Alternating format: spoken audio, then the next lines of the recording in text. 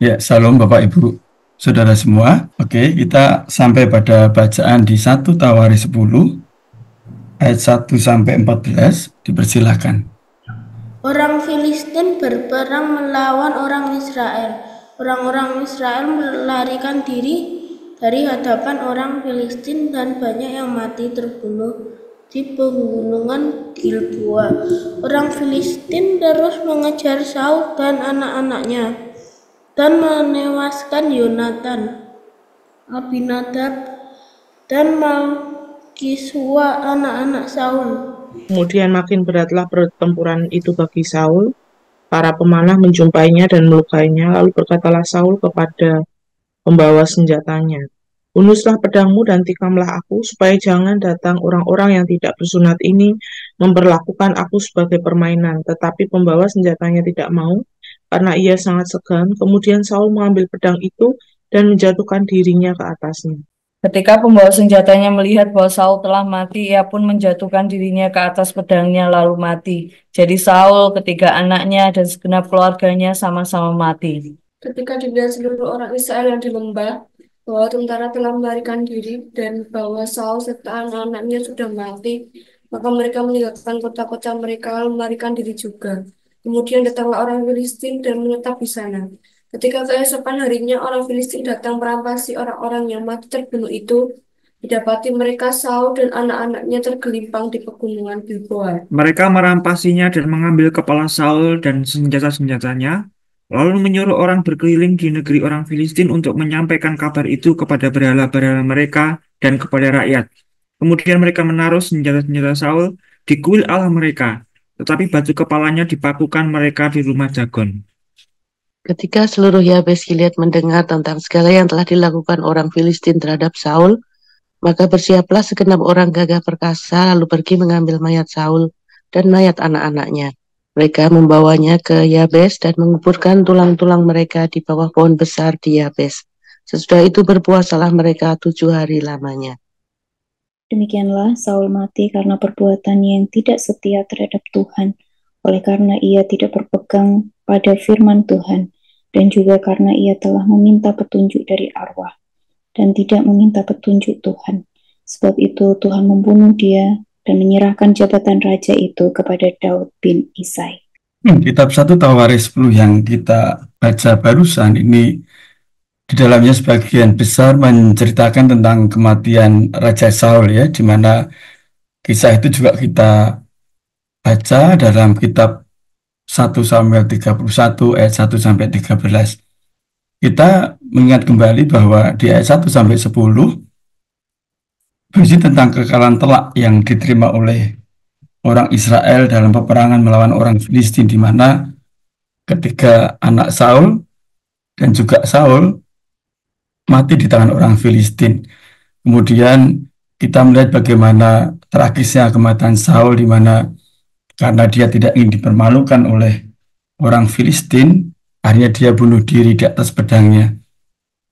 Kemudian di ayat 11 sampai 12 kita juga melihat bagaimana orang Yabes Gilead memberikan rasa hormat kepada Raja Saul, ya. Mereka mengambil mayat Saul dan anak-anaknya kemudian menguburkan dengan layak di Yabes. Mereka juga bergabung dengan berpuasa selama 7 hari. Dan kalau kita ingat dalam 1 Samuel 11, kita tahu bahwa orang Yabes berbuat demikian karena mereka pernah ditolong oleh Saul. Kita akan fokus ke ayat 13 dan 14. Meskipun di 1 Tawaris 10 ini menceritakan kisah yang sama dengan 1 Samuel 31, tetapi ada 2 ayat dalam 1 Tawaris ini yang tidak terdapat di dalam 1 Samuel 31. Yang pertama adalah ayat 13, di mana dituliskan bahwa Saul mati karena perbuatannya yang tidak setia kepada Tuhan, oleh karena ia tidak berpegang pada firman Tuhan, dan juga karena ia telah meminta petunjuk dari arwah. Ayat berikutnya yaitu ayat 14, dan tidak meminta petunjuk Tuhan. Sebab itu Tuhan membunuh dia dan menyerahkan jabatannya kepada Daud bin Isai. Nah, kita melihat Bapak Ibu Saudara bahwa dari ayat 13 dan 14 kitab 1 Tawaris 10 ini, Imam Esra sebagai penulis kitab ini tidak hanya sekedar menulis ulang kisah kematian Saul seperti dalam 1 Samuel 31. Dia tidak hanya bercerita ulang, tidak hanya mengingatkan, tetapi ada beberapa penekanan yang kita dapatkan dalam 1 Tawaris 10 ini dibandingkan dengan 1 Samuel 31. Dan ini kita bisa melihat sebagai tujuan dari Esra menulis kitab Tawarikh.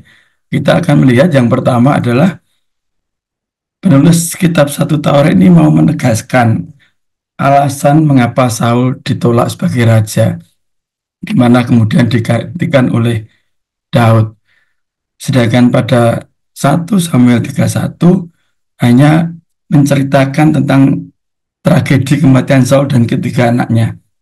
Ya, Saul memang orang yang dipilih Tuhan menjadi raja.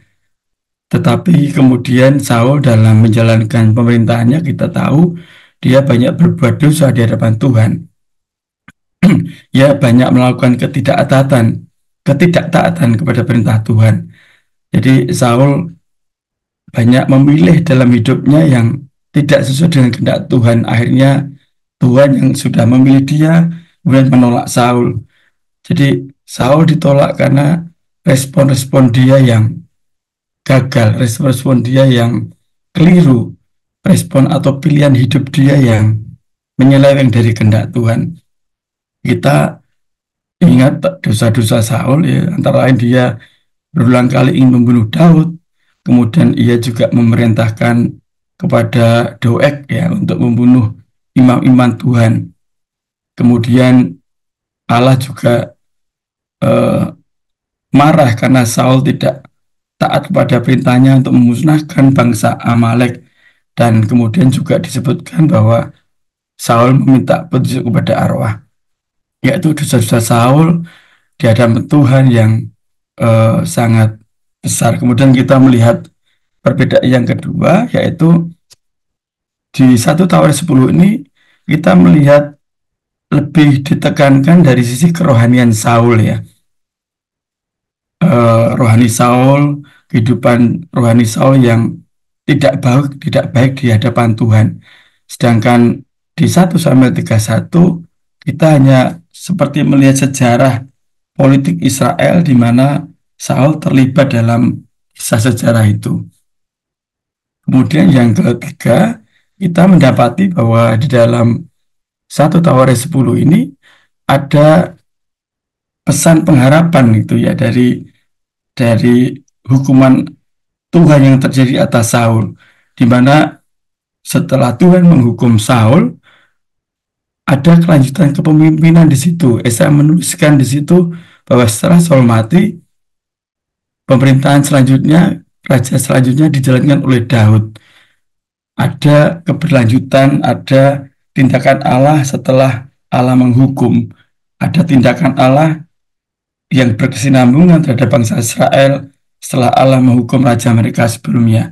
Sedangkan di 1 Samuel 31 kita seolah-olah hanya mendapatkan pesan bahwa Tuhan menghukum Saul, bahwa Tuhan menghukum anak Saul dan bahkan ketiga anaknya atas dosa mereka dalam tragedi kematiannya saat perang melawan orang Filistin.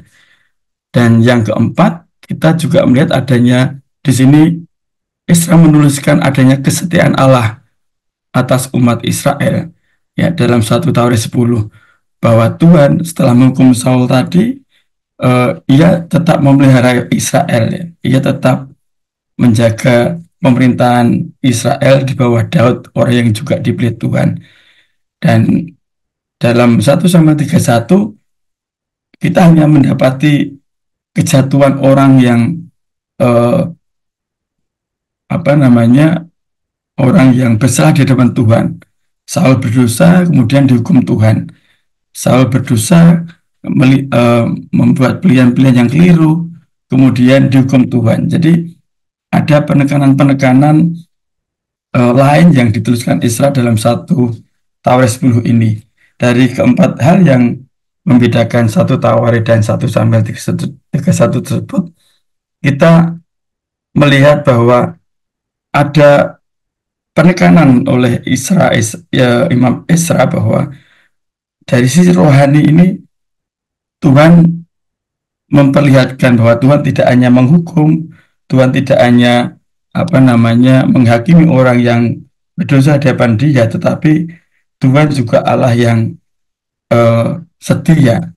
Tuhan tetap menjaga janjinya untuk menjaga Israel melalui orang belinya Daud, di mana nanti ke depan pasal berikutnya 1 Tawarik ini kita melihat bagaimana Daud memimpin orang Israel dengan adil. Dan ada tujuan dari Ezra bahwa dia menuliskan kitab ini supaya bangsa Israel yang pulang dari pembuangan ini tetap memiliki pengharapan, ya.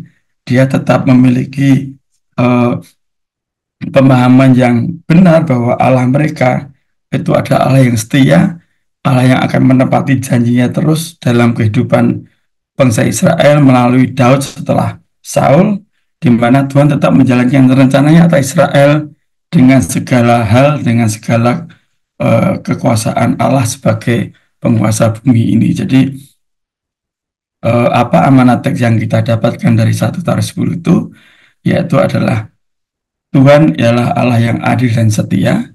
Ia memang menghukum orang yang berdosa, tetapi Ia juga tetap menyertai dan memberikan pengharapan bagi yang setia kepadanya.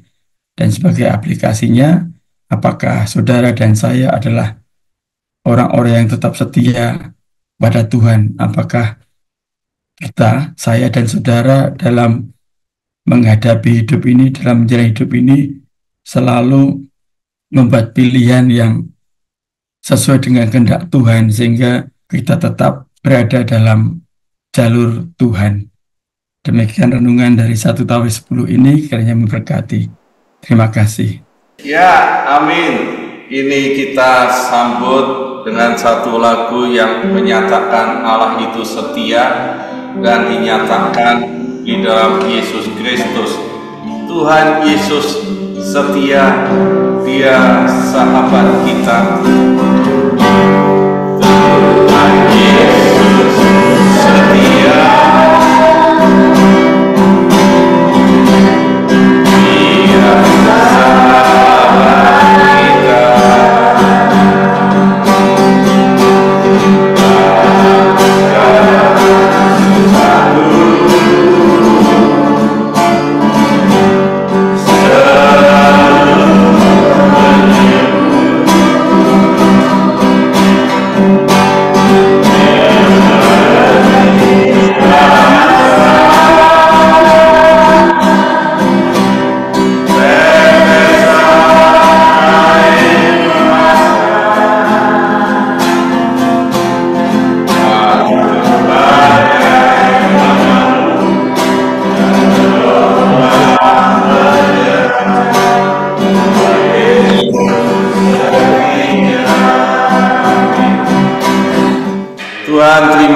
Terima kasih Tuhan untuk pagi ini kami boleh mengenal bagaimana Saul yang tidak setia terhadap Tuhan oleh karena tidak berpegang kepada firman Tuhan dan hidup taat.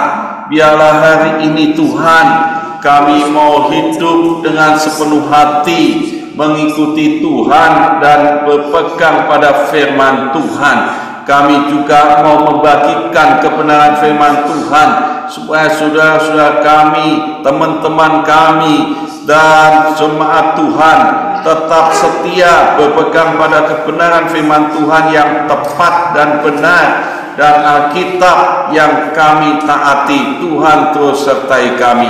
Kami mengucap syukur Tuhan